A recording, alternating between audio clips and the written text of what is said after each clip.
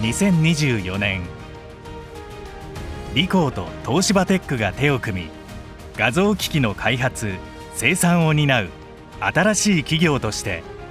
私たちエトリアが誕生しました。エトリアのミッション。エトリアはアナログ情報とデジタル情報をシームレスにつなげ、情報価値を高めるデバイスで社会の発展に貢献し続けることを使命としています。エトリアのビジョン。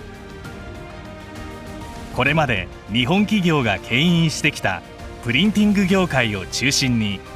志を同じくする各社の開発・生産技術を融合することで、